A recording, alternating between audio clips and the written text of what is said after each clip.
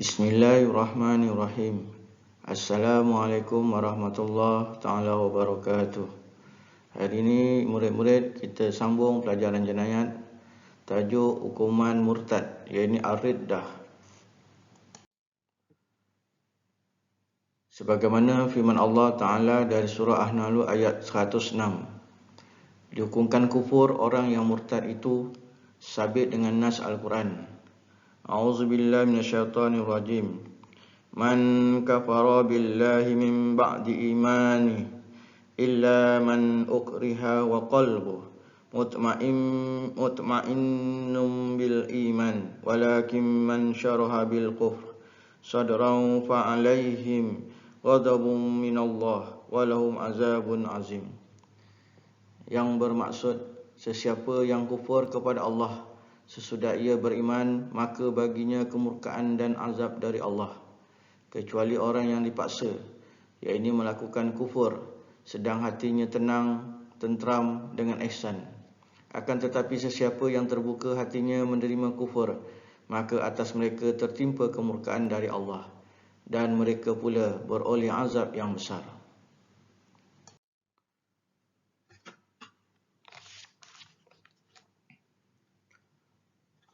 Sekiranya seseorang itu telah kufur, maka wajib bertobat.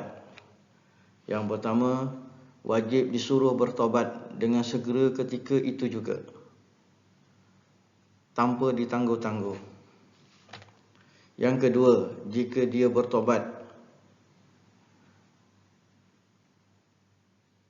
kembali kepada Islam, sahlah Islamnya dengan mengucap 2 kalimah syahadah.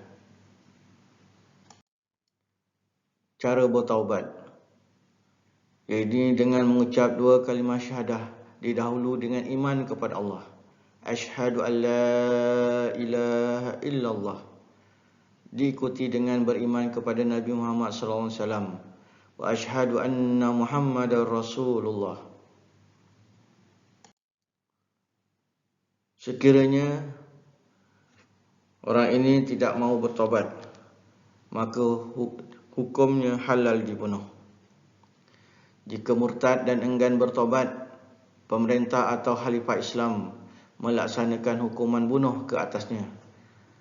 Jika merdeka, dipancung lehernya dengan pedang.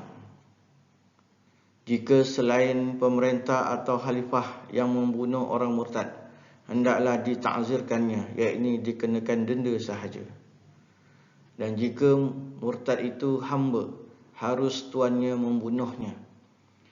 Dan pendapat ulama yang sahih,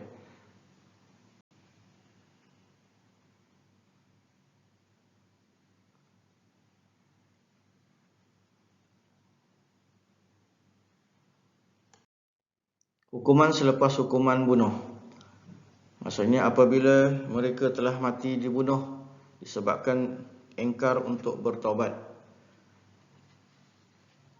maka tidak wajib mayatnya dimandikan, disembahyangkan, dan tidak harus dikebumikan di tanah perkuburan Islam, yang mana mereka harus ditanam di perkuburan orang kafir dan harus diberi kepada anjing memakannya, sama seperti kafir harbi, yang ini boleh diperangi.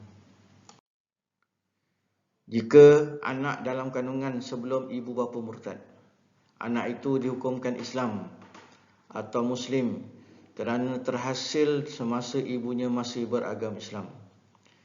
Murtad salah satunya tidak memberi kesan keislaman kepada anaknya.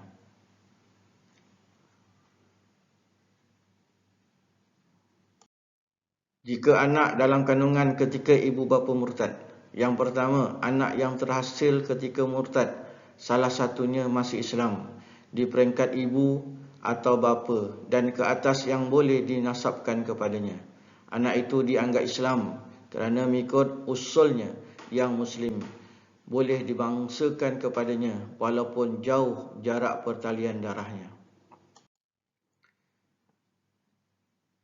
Yang kedua, usul yang murtad.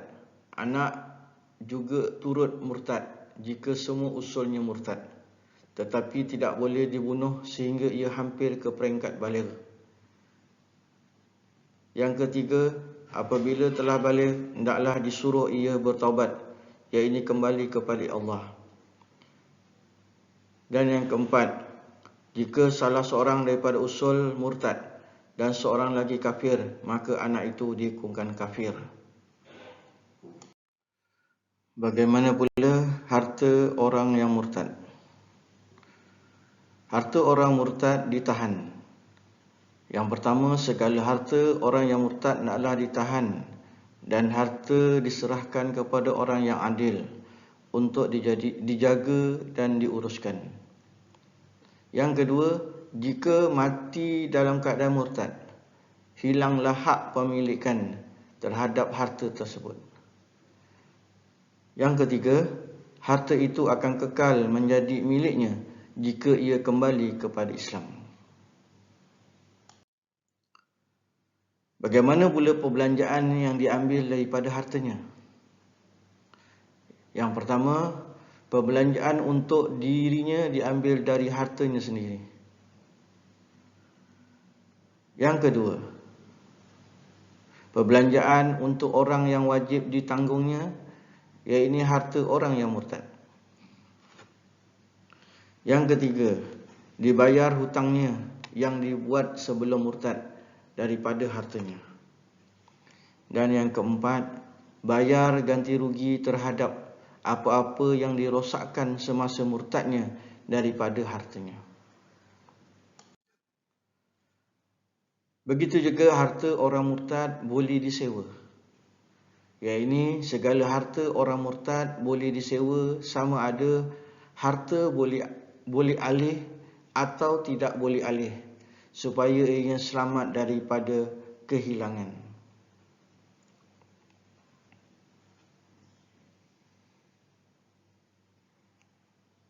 Harta yang tak boleh alih contohnya macam rumah, tanah, apartmen dan sebagainya. Harta yang boleh alih seperti duit, makanan, haiwan dan sebagainya. Jika sesuatu yang tidak menerima taklid, iaitu jual beli, gadaian atau hebah, adalah batal. Maksud taklid iaitu digantung sesuatu perkara kepada perkara yang lain. Hebah, pemberian atau kurniaan secara sukarela. Pengurusan harta orang murtad yang batal dan sah.